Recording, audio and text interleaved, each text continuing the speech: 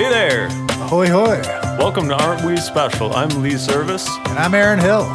Every week on Aren't We Special, we take turns choosing a stand-up special. We watch it, and then we talk about it. Yeah, but it's not a review. We're not Nope. critics. We're comics. Talking about stand-up comedy. Stand-up comedy, my favorite art form. Not mine, but we're still here. Close second. Close second. All right. Enjoy the show. I enjoy interpretive dance. So, what's up, dude? Oh, just plowing through it, making a living. You like how I put you on the spot at the beginning, right out of the gate? Bring it on, buddy. Let's do it. Born ready. Getting through winter, Canadian winter, just feeling those blues. Feeling those blues. That's a real thing. I like winter, but this year is just kicking my ass. Do you do any winter activities? Well, that's the key of it. But the problem is it's been so icy outside that even going for a walk around the block, you take your life in your hands. But do you ski or snowboard or any of that shit? Well, it depends. If the weather's good, I'll go. I've been cross-country skiing. Yeah. I don't downhill as much anymore. I was in high school. I was a snowboard guy. Yeah. It's not that I wouldn't do it again. It's just, it's a little expensive and a little bit far away from here, I think. Yeah. It's just the whole thing. It is, I treat it like turkey now, a couple of times a year. Yeah, good call. Yeah. You're a snowboarder? Yeah. Not good. That's okay. But if I'm going to go, I'm going to snowboard. I figured. And my daughter's decent on a snowboard too. So I think I'm going to take her to Pakenham. Oh, yeah. It'll be her first time on a real hill. Solid. On a lift and all that. Yeah. So, yeah. Nice. I think it'll be fun. How far away is Pakenham? I don't know exactly. Okay. I don't even know exactly where it is. Okay. Well, Is it on Quebec side? no idea. Okay. Well, can't be that far. Probably an hour. It's great. I broke my wrist snowboarding as a kid. Did you? Green stick fracture, so it wasn't like a clean break. But the problem with snowboarding, of course, is when you land, you instinctively put your hands out to save you. And so I hit a jump and my feet went out. I landed like this on an ice patch. So this ulna or whatever the hell got pushed up kind of out of this socket a little bit. And then I went back to the doctor. I went to the doctor, and he was basically just like, just let it grow back in. It'll heal. Nice. Yeah. So that was tough. Yeah, I won't be hitting any jumps. No. Just cruising. As a kid, you're all about that just because there was nothing else to do, at least in Sault Ste. Marie, where I grew up. We were all about it. You guys had a good hill there, too. What's not it bad. called? Searchmount. Searchmount. Yeah, and a couple little ones. But we would have just like little hills around our houses and stuff that we would like put a half pipe, or not a half pipe, just a rail slide, Yeah. Oh, okay. Yeah.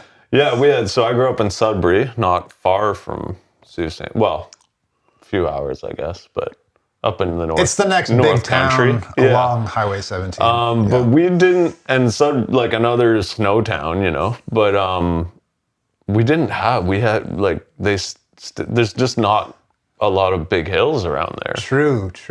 We had Adenac, which is super clever. It's Canada backwards. Oh. Yeah, somebody went for it. Nice. But a terrible hill. Yeah. Yeah. Not even a chair. Like, it's all we had, so better than nothing. But not even a real chairlift. It was like the T-bar thing. Most dangerous lifts on planet Earth. And try on a snowboard, trying it's tough. to get off the T-bar. Yeah. And then with one foot out of the binding, and then, Yeah. I definitely caused that T-bar to have to shut down and have to wait for me to get out of the way. That happened probably half a dozen times. Yeah, for sure. So just so deadly though. You let go of them, they're gonna just like boomerang right back, right at your face. Oh yeah. Good way to get a smack in the lips. Yeah, for sure. But yeah, winter. Seasonal depression is a real thing. I'm not going to say that I get depression, but I definitely, you get that blues. You get that winter blues. Well, there's no sun, right? Like, especially, so we're in Brockville right now, but we're Ottawa comics, and I live closer to, neither of us actually live in Ottawa, but anyways, we're in that neighborhood. But I feel like a lot of Ontario, it's kind of typical for November and December to be like there's no sun. Right. Like if you get a sunny day, like even now, like it's just great. Great. Like you can't actually wait. I don't even know where the sun is. Like it's out there somewhere, but so it gets, vitamin D. Oh. I've actually been taking vitamin D for the first time in my life. You need it. And I heard that the recommended dose is actually like 10 times what they say. Yeah. So I've been like taking a handful every day. You feel better? And I've been feeling pretty good. That's good. Yesterday it was our first sunny day in like 2 weeks, and I was out. We were shooting balls in the hockey net, and it was fucking glorious. It feels amazing. Man. It was so warm on the face, and beautiful. And that's the thing too. The sun finally comes out. You haven't seen it in 2 months, but it's -20, so you're not.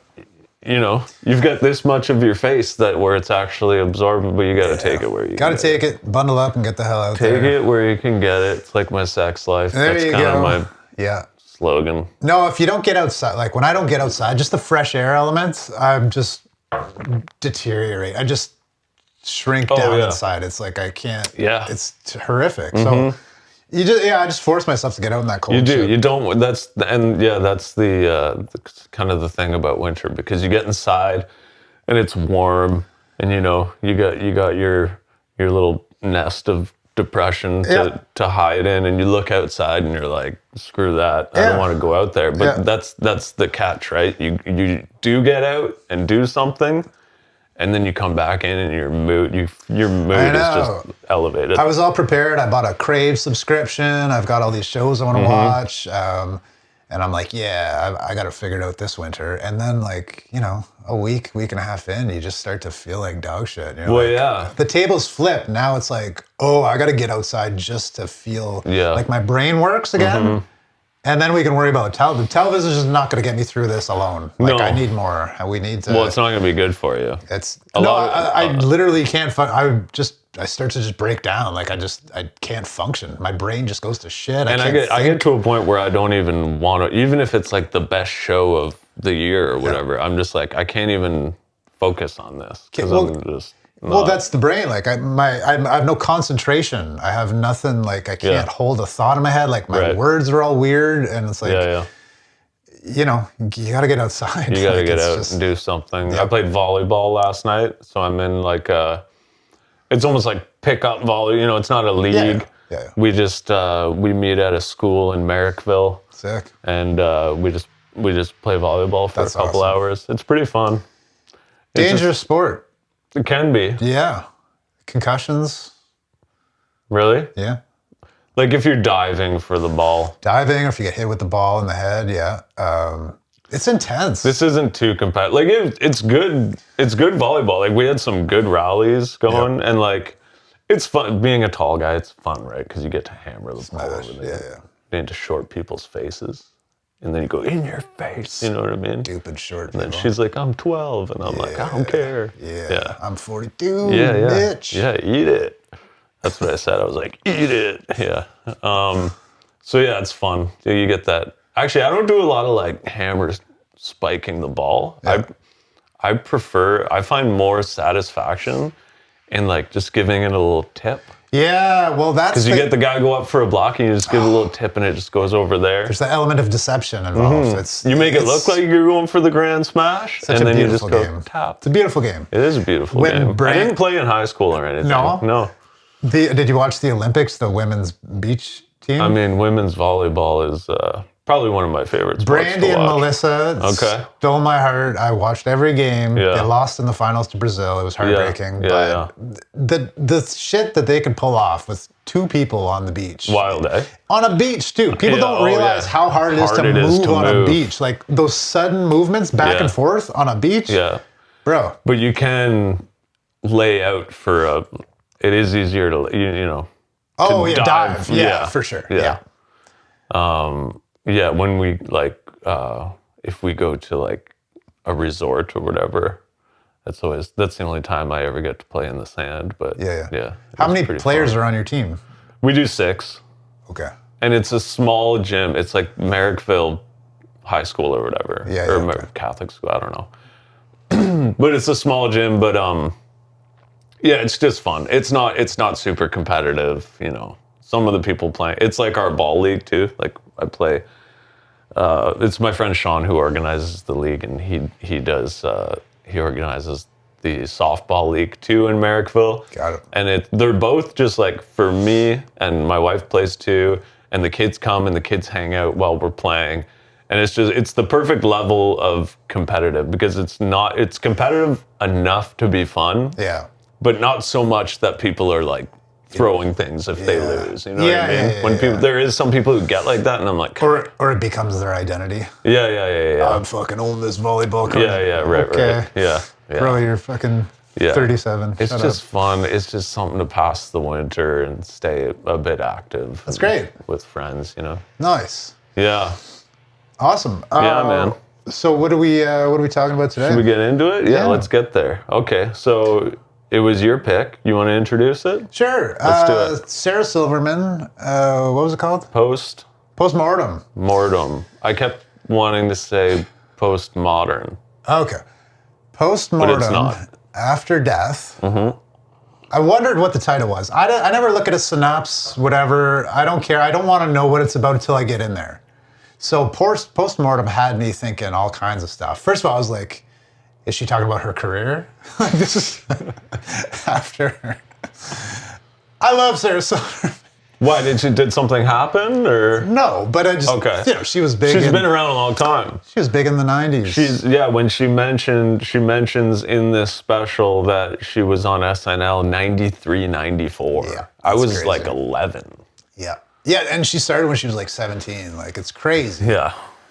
Wow. So I thought maybe there was some kind of, bit about her being out of the industry and then coming back and killing it or whatever. But no, it turns out just her parents died. Oh, interesting. Yeah.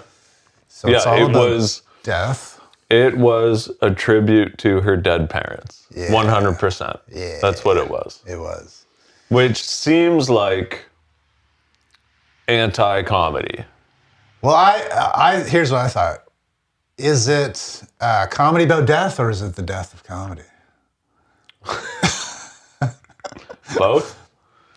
Just talking shit here. Maybe both. I like Sarah Silverman. I like Sarah Silverman. I respect Sarah Silverman. I think that she's brilliant. She obviously has a loyal and massive fan base who are going to come out and support whatever she does, they're just in on Sarah Silverman. Mm-hmm. That being said, and again, we're not critics. This is just my opinion. Come at me in the comments. I didn't laugh once. Okay. There were things I was like, that's funny. Yeah. I'm also not a generous laugher. That's some people are like really good laughers. You love those to be in the room Yep. at the open mic, right? Mm. I'm not an easy laugh. Yep. And so anyways, but that being said, again, I do think it was a lovely tribute to her dead parents, and I think it was done well. And I think, and when you're at that level, like when you are a Sarah Silverman who is well established, you can do that. Yeah. You can be like, you know what? I'm going to talk about my parents passing away and all that, and because that's obviously was a consuming thing for her. She was dealing with all hospitals and all the post-mortem stuff, like dealing with funeral arrangements and all that stuff. And for sure there's going to be material that comes out of it because it's such a dark thing. So when you get those little chunks of whatever, it's going to be funny. But yeah, so to me, plain and simple, that's what it was. It was a tribute to her parents in the form of a comedy special. Correct. Mm-hmm. Yeah, I thought so too. I didn't think her primary objective was to make people laugh out loud. No. I think her primary objective was to maybe get people to think and talk about death, which I think is valid and probably a little bit undervalued in our society at large. But yeah, like you, I didn't laugh a lot. I laughed out loud sometimes. Yeah. Do you remember which parts? Yeah, there's a couple I wrote down there. Okay. She had a couple good zings, I thought. Yeah.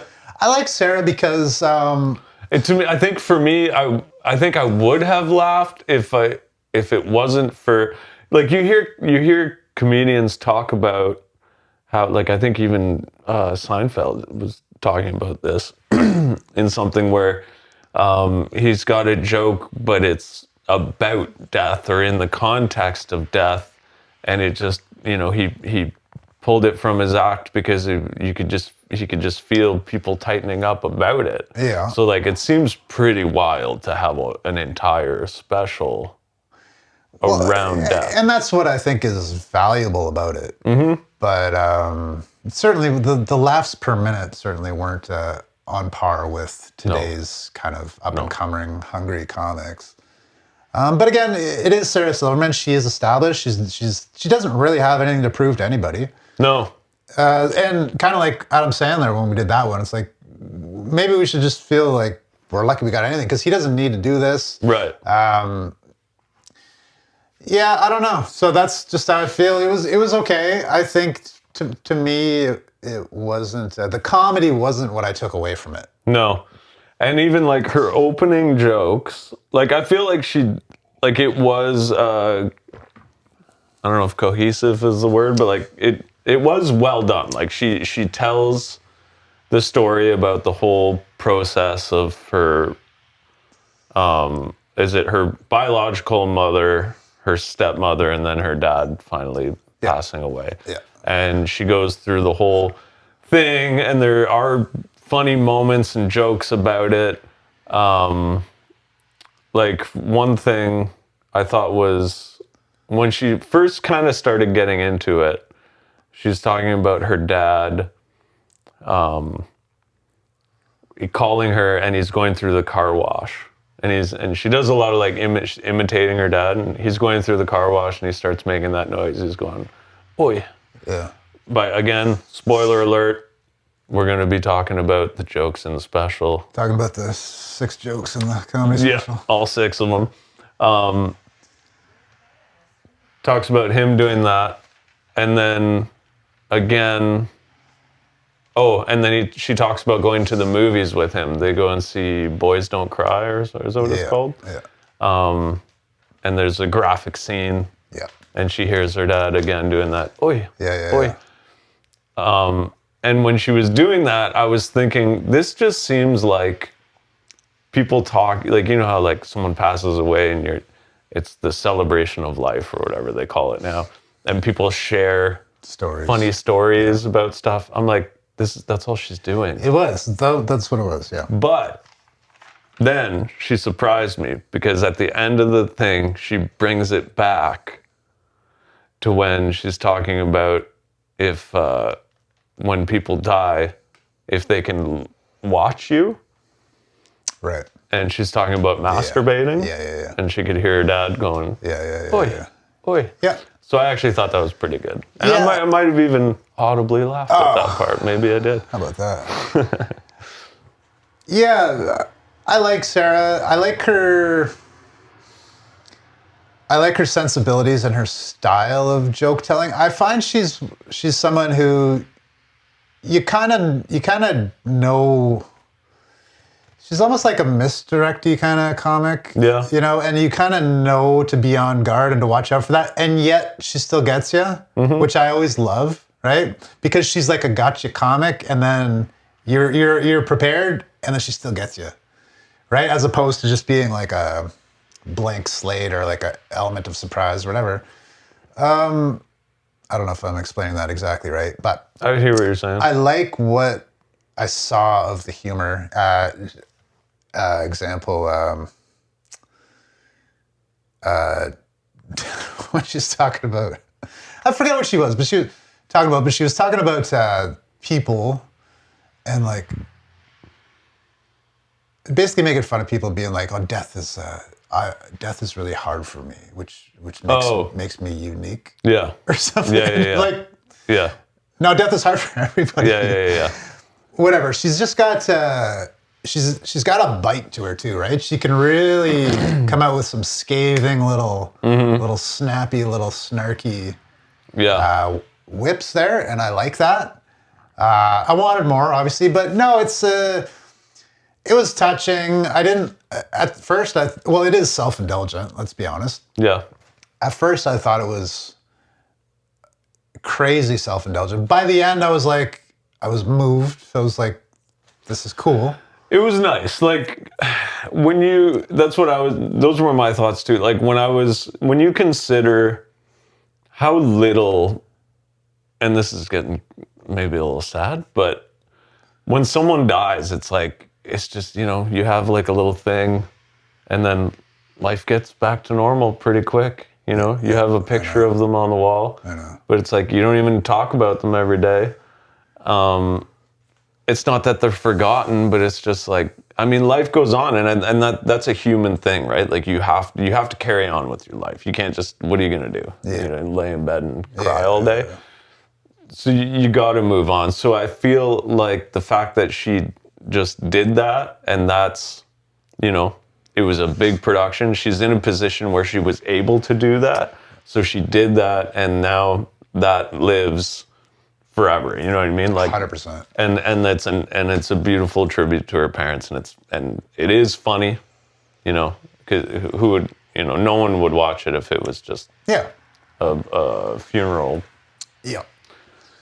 No, that was the value, right? Like it was, again, in her own way, she's kind of breaking new ground because we don't have, I think, not just in comedy, but in society at large, I think we're kind of death phobic a little bit, right? We don't talk about it a lot. And you're right, like someone dies and then it's just like, well, guess I'll just continue with my life. Yeah. Not that I have any good answers as to what you should be doing, but I don't think we should be so try to avoid it at all costs either, right? I don't know. I actually happen to have worked in the death industry for a number of years. Hitman. Well, we don't talk about that, but I worked at a funeral home. I started out as a groundskeeper in the cemetery part, and then eventually I went on to do cremations inside. Oh, sweet. So I was a crematorium operator. My very first job, I was a doorman at a funeral home. Oh, sick.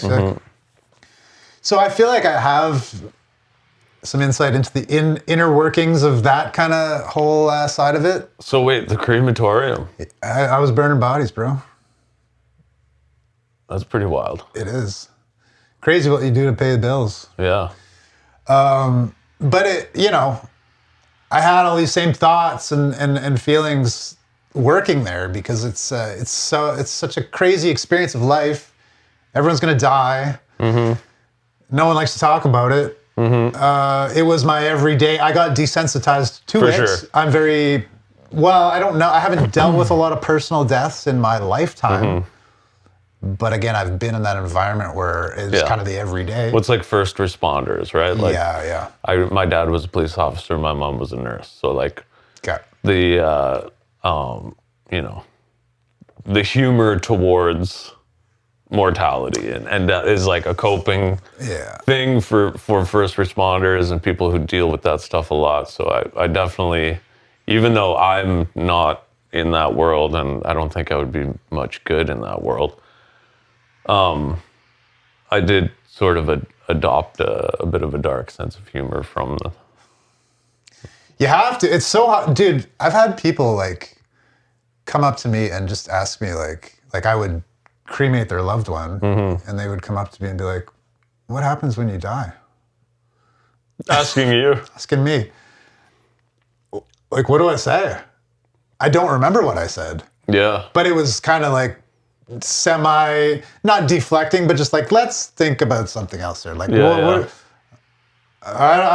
don't even know. But that's the kind of situation, And I would do witnessings where people would watch me put their loved one into the machine. Really? And talk about that's like a closure thing, probably. Yeah, well, there's also a big performative element to it too in some cultures. Right. I swear to God, I'm not making this up. There was, and I forget even which cultures they were now. Some cultures would just file in completely solemn, completely silent, completely respectful. They'd all get up, they'd do their thing, or just sit there respectfully. I would put the body into the machine, close it, turn it on. Basically, someone would give a cue, some kind of cue.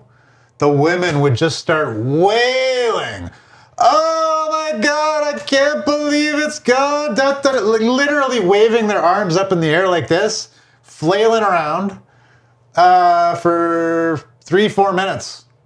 And then someone would give another cue and they would just file back in and just sit there solemnly. Like, it's a performative element to this death ritual. It's crazy. Yeah. I mean, crazy to me. Right. But I think you could probably extend that and say, well, elements of performance in an everyday funeral or an everyday celebration of life too. Like, it's all... Open casket? Yeah. That's pretty crazy. It's all crazy, yeah. The whole thing's crazy. We don't talk about it. That's crazy. I think what it is like we really don't know how to deal with it. So you know what I mean? You have all these different cultures doing different things. Like, Mexicans have Day of the Dead? They do. Where they like parade them down the street, don't they?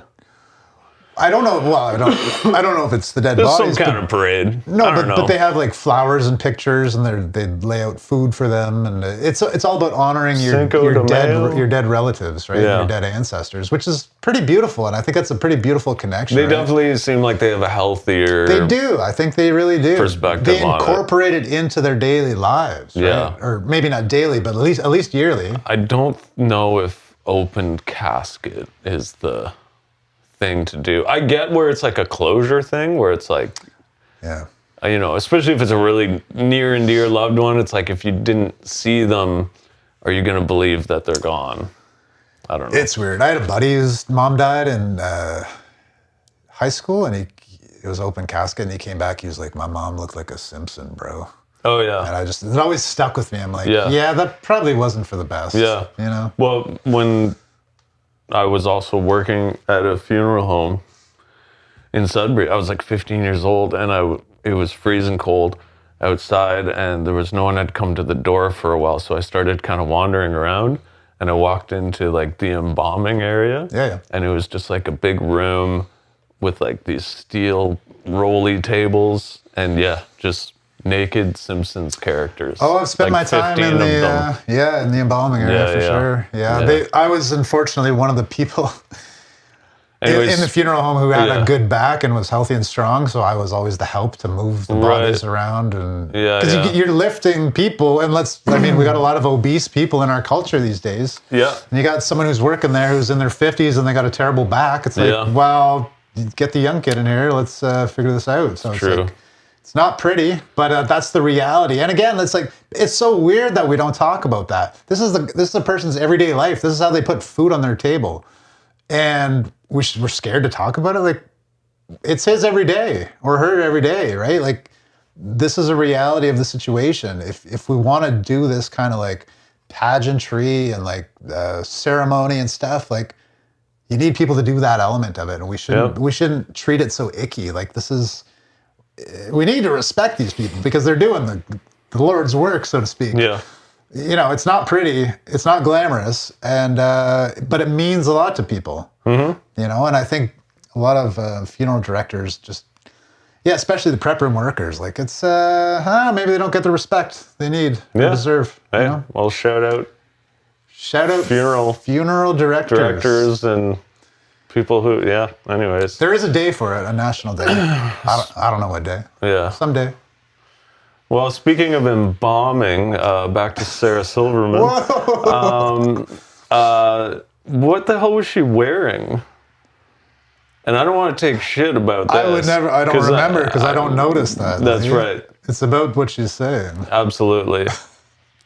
I wasn't gonna say anything because I am a man, and I'm talking about a female, and I'm not about talking about what women are wearing, and I wasn't gonna say anything. But then my wife walked in the room while I was watching it, and she went, "What the hell is she wearing?" And I was like, "Okay, well, now I'm addressing it." Yeah. It was a short-sleeved sweater. Yeah. With a long-sleeved shirt underneath.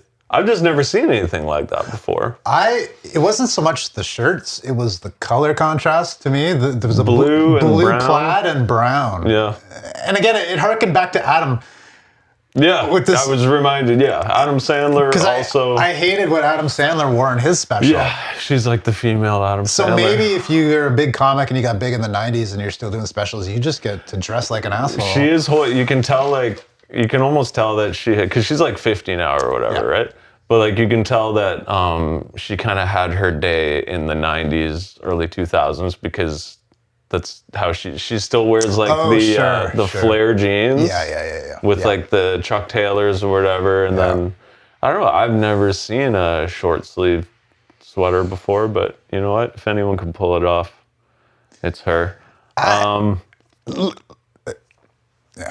Yeah. Let's move on. We'll move on. Yeah, I like women to have long, pretty hair, and no, I'm just kidding. So she tells a couple jokes right out of the gate that I thought it was kind of weird because her first two jokes have absolutely nothing to do with the whole tone of the rest of the thing. It fooled me a little bit. Not that I was disappointed that she went that route, but I was like, oh, this was a switcheroo. I got switcherooed. Yeah. Because I liked her first three jokes. And then she's like, by the way, my parents died, and that's the rest of the show. Yeah, she talks about, her first joke is about, and I understand, because I've even done this in my, little 6-minute sets where, before you get into any kind of theme or anything, you want to kind of like throw a softball out, see what happens. It's like kind of light, hopefully get a few chuckles, because, it's a bit of a warm up, right? So she does the toilet paper triangle joke, which I thought was kind of whatever. I liked it. I liked that joke. How they fold the... the idea that at the upper echelon of, luxury in American hotels... Someone's folding your toilet paper into someone's touching the piece of the paper that's literally going to go on your asshole. And then you're going to press it I liked that to your asshole. Yeah. It's not bad. My favorite toilet joke, though, is from... What's the guy of Kill Tony fame? He's got cerebral palsy or whatever. Aaron Bilal? No. Nathan Jared Nathan? No. So many disabled folks on the Kill Tony. Quite a few. Thing. Philip. I want to say Nathan Phillips, but that's the redhead bald guy. No, he was a substitute teacher. I don't know. He's got glasses. He tours with Ari Matty, Patrick Phillips. I can't remember his name. Anyways, his joke is he's using the bathroom and there's a sign that says, "Don't put foreign objects in the toilet." And he goes, "What am I gonna do with all this shit?" Anyways. Her second joke was about, so she does the toilet paper thing, and then she goes, the second joke is about jerking off her boyfriend, about using her left hand. Feels like someone else is doing it. Yeah, which to me is like, that's not really her joke. Like that's... I think she put an original take. Put a different spin on it. Yeah, but you're right. But I did like it. The friendly stranger. We've been talking about that for... But it works from her angle, too, because she's tired of jerking off a guy. Yeah. And, But what I found kind of weird was that she had those two jokes, where, to be honest, if she would have stayed in that lane and given, like, that's the special that I want. Yeah. More toilet paper. Yeah. Jerk off jokes. But anyways, then she got into the intro of the whole postmortem thing, which was a long intro. It's like, when she went into, I'm going to introduce the characters of this, I felt like at that point, I'll be honest, if we weren't watching it for this purpose, I probably would have. Yeah, I took a big sigh. Yeah, this is going to be long. I think she's still grieving. She said her parents died, a year previous to shooting? Yeah. She's very much still, and she openly says it. She's still, and because she's been so busy, she hasn't had time. Mm-hmm. So I think like she made a comedy special in the throes of her grief. Yeah. And it plays as such. Yeah. Yeah, because you can tell she's like, at times, she looks like she's getting emotional about talking about it. You can tell that it's... Which, in a way, is badass. Yeah, totally. Just not in the way where, hey, I'm going to watch something to laugh for an hour. Well, that's not the... Right. It's not what it is. And I think, you know, like I said before, like if she wasn't who she is, if she wasn't so established, she could, obviously you wouldn't do that as your first special. You know what I mean? Exactly. But like for me, I had just finished watching Jordan Jensen Take Me With You, and then I went to this Dead Parent tribute. It's just a very different thing. For sure. But it's also kind of cool because it shows all the different things that stand-up comedy can be, right? Like it really can be so many things. But this gets back to what I was saying. Like, is it comedy about death, or is it the death of comedy? Like, is it that it wasn't stand-up comedy, or is it just the latest evolution of what stand-up is becoming? And like, is there a line to be drawn? Does it matter? I think it's less broad than that. I think that when you're an established, because we've talked about how like guys get political and get into like just social commentary. Yeah. I feel like when you're established and you've had success, you can kind of do whatever you want, and you can shoot a special, and you can make it whatever you want. You can pick you could pick a certain cause and make that somehow funny, and make it about that. And if you're a fan of that person and you don't like to get into the weeds like we do about why things are funny, what's funny to who, whatever, you're just like, I love Sarah Silverman, and I'm on board. And this is what she's going through in her life right now. So I'm in. The other thing we got to remember is she's got a pretty sizable podcast. Yes. So those people are probably all podcast listeners. They have a connection to her that goes beyond comedy at this point, right? Yeah. Like, it's not like in the 90s where it's just you saw that person on Saturday Night Live. Right. She talks about her life every single day. And she goes deep. Like, so in contrast to Jordan Jensen, who was very gratuitous and whatever, but I never felt like she really overshared in a weird way. Yeah. I think everything that Sarah Silverman does is an overshare in a way. Yes. But that's going to build an incredibly loyal fan base that transcends all of comedy. If you're into that. Some people, obviously a lot of people are. But that's what I'm saying is that, like, of course she can shoot a special. She's got people frothing at the mouth for basically just to talk about her life. Yeah. And again, like, is that... I think podcasting has changed what comedy is and could and will be. Yeah. Because, again, there's jokes, but it's not a traditional special. No. But she's still selling out, what was it, The Beacon? Yeah. So it's like... Oh, people love her. Like, there's no... What can you say? Like, yeah. Like, like there was parts of it that were just...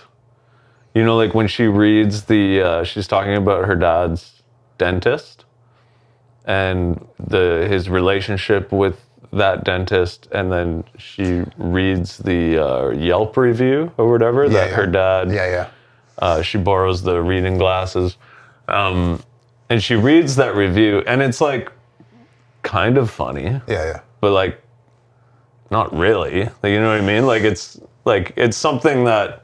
It's a realistic sort of review that you would read and go, yeah, that's kind of funny. I didn't think anything that her dad said was funny because I don't have that connection to her dad. Well, and that's the thing. Like, she read that and the crowd went nuts. I know. Well, so there was a point where she did a thing. I forget what she did. The crowd gave her an applause break and she was like, oh, really? Oh, okay. Really? And I said out loud, no. Yeah. That did not deserve an applause break. Right. And I'm not hating, but it's just objectively, it wasn't anything. It was just... But that, what I'm saying, like, that's her audience now. They are connected to her in a way that transcends stand-up comedy. So that's just what it's going to be now. Yeah. You know? Yeah. I don't know if it's good or bad. I mean, I don't know if it really matters, but it's evolving at a really rapid rate, and it's gonna shoot out in a bunch of different directions now, I think. But I like the fact that maybe she used that power again to talk about something that kind of did need to be talked about in a certain way, and she doesn't have to prove herself to anybody, and yet she still went out and did a pretty, like, I'm not gonna say it's like brave or whatever, but like, it's got to take a lot to talk about that kind of situation when you're so fresh in it, and put it out there on wax for life. Yeah, that's kind of a big deal. Yeah, and it did move me a bit. Like, even though I probably would have changed, but like, we live in an era where, like, you know, we grew up in the 80s, 90s. If it was back then, this would have been a VHS that we rented.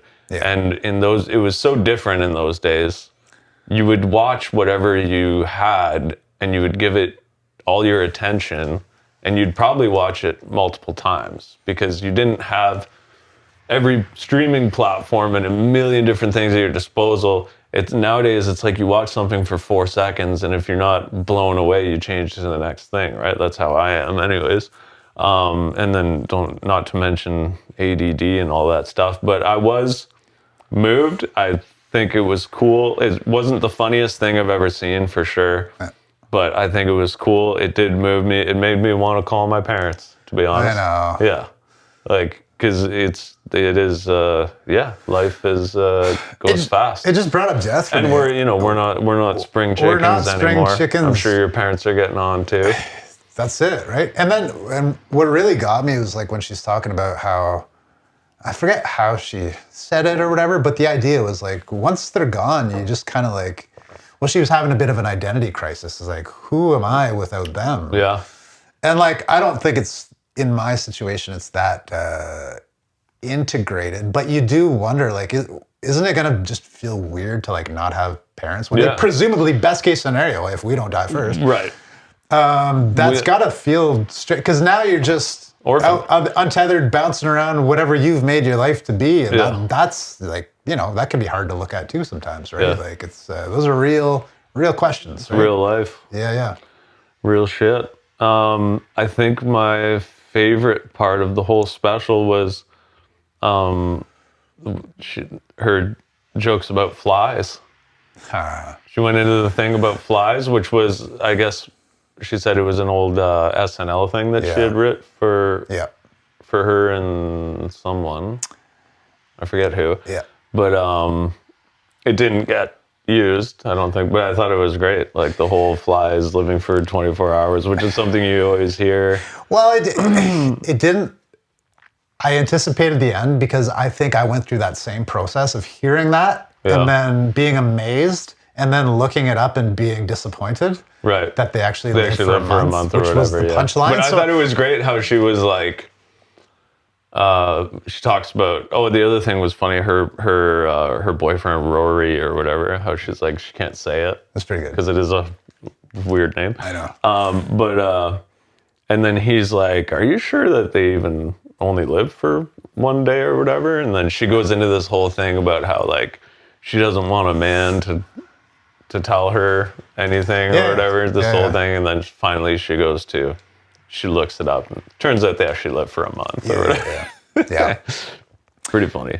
But I liked those little bits of like a fly on his deathbed being like, I'm 23 and a half years old. Hours old. And then you remember noon. Yeah, looking back on your life, remember noon. Yeah. Pretty good. I liked it. I liked, she had this joke about, taking care of her dad and like putting his penis when he had to pee into a jug. And she's like, was it penis in a jug? That sounds like a dessert at TGI Fridays. Yeah. Like, holy fuck, that's good. Yeah, more of that, right? Like, she's got chops. Mm-hmm. And I like how she's very, excuse me, Christ on a crutch. I think you can see the weed sometimes too. Like, the way her brain associates things is very non-linear. Yeah. And I like that because it makes it harder to predict.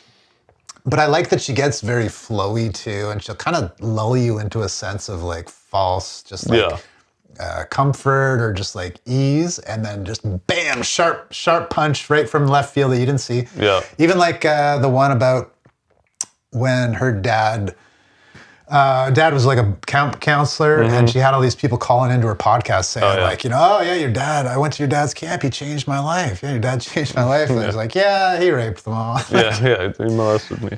Fuck, I thought that was so brilliant, you know? And good misdirect. But and again, it's that soft kind of build, and you get like this like hypnotic kind of flow, and then it's just like bam, sharp punch right in the chops. Yeah.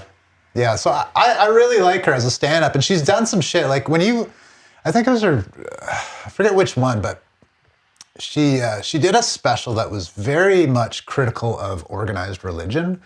And this was one of the ones that I was talking about where it was a special I watched at the time, and it seemed so profound and so just like ground paving and so bold and awesome. And then I watched it like 10 years later, and I'm like, what? This is dog shit. What am I talking about?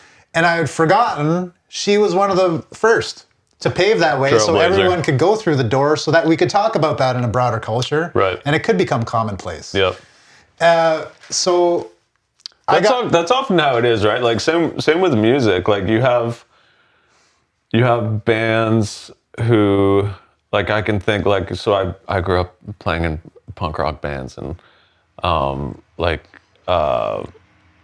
sort of a what's the word I'm looking for? I can't think of it, but a very important Canadian punk rock band would have been Gob. Oh yeah.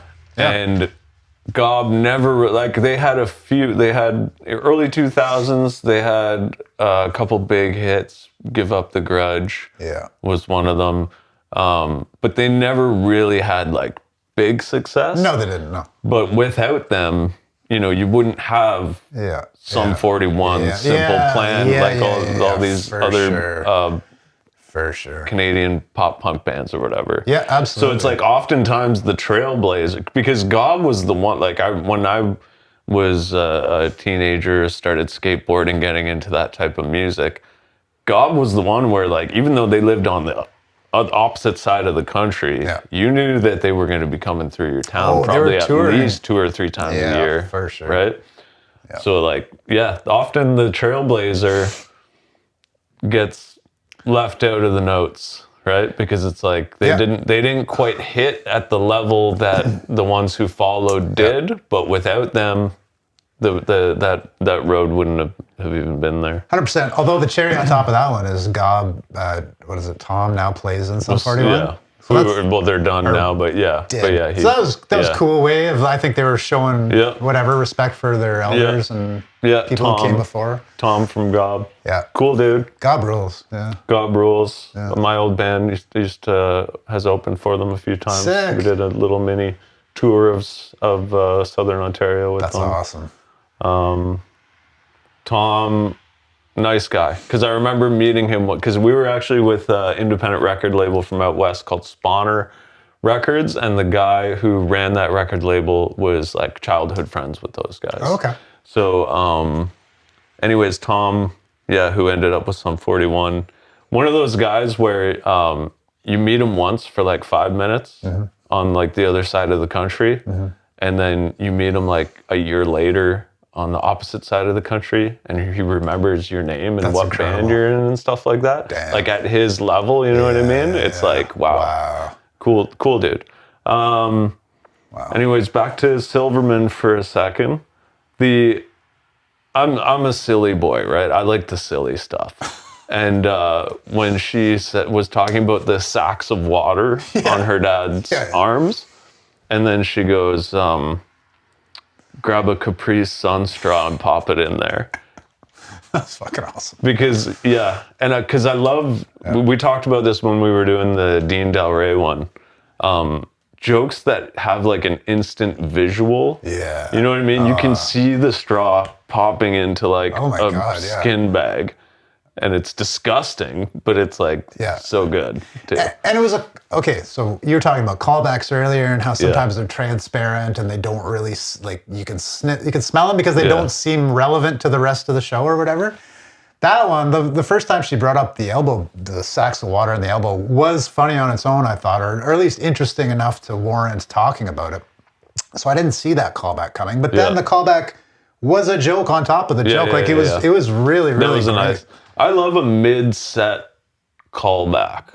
Like, I find like a lot of specials end on a callback. Yeah. Almost all of them. Yeah. And I maybe that is going to change because it's like, it's coming now. It's like, okay, so what's the final joke going to be? Yeah. And actually, in this one, she does the dive because earlier in the special, she talks about her dad saying, remember that I used to wipe your ass or whatever. And then she ends on, that same thing. Who's wiping whose ass now, basically. Yeah. I'm paraphrasing. And at the time, I was kind of like, okay, whatever. That's a callback to something she said before. But when I thought about it a little bit, I actually think that was the perfect joke to end that special. Yeah. Because it's full circle. Full circle. It reminded me of that. It's not a super original thought, but yeah. Remember the book we read when we were young? Whatever. Love you for always, always forever. Whatever my baby will be. Yeah. It reminded me of that, right? The mother carries the kid. Same concept. That's why, And it's, just instantly I had that book in my head and I was just like that kind of melancholy, sad, but loving kind of mood. No, it's nice, right? That's what it is. Like when you're not grossed out by wiping your baby's ass because it's your baby and you love it. Yeah. And then eventually your parents get old and you got to wipe their asses and it's all... I'm not touching my parents' ass, but I understand the sentiment. I'm excited. I'm actually might get started early. Whoa. I was thinking like, it's coming, right? Yeah, prepare for it. Like we want it to be comfortable when it happens. Yeah. So why wouldn't you get ahead of it? And you know what I mean? Once a month or whatever.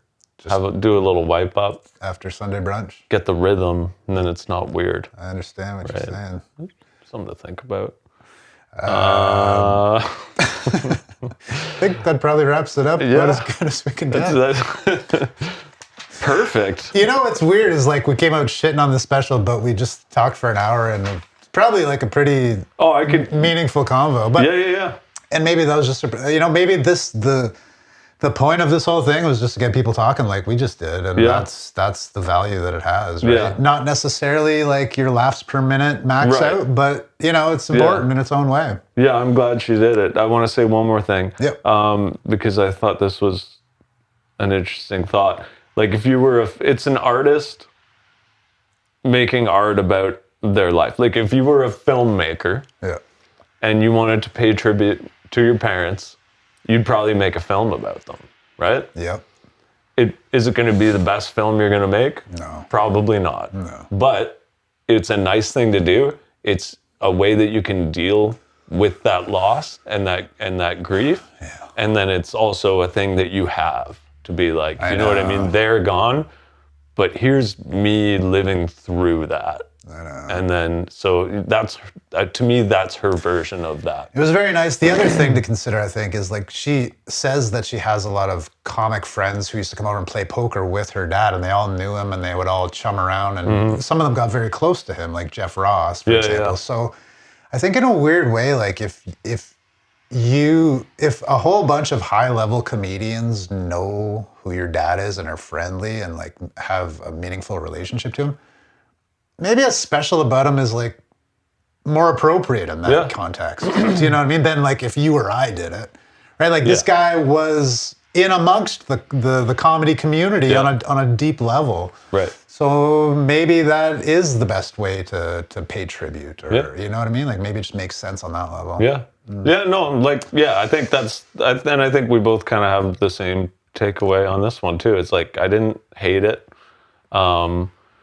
It wouldn't be my go-to for, because typically if I'm going to watch a stand-up special, I just want to kind of not think about the heavier things and just hopefully have some laughs, But it made you feel, didn't it? it did. Tugged on the old strings, tugged on the old tampon strings. Those strings got tugged. Yeah, they did. Right on. Okay, well, we did it. Till next time. Sarah Silverman, Postmortem. Check it out. If you're into that kind of thing. If you want to get sad. You want to think about death? You should. You're going to die. You're going to die. You better think about it. See you next week. Later.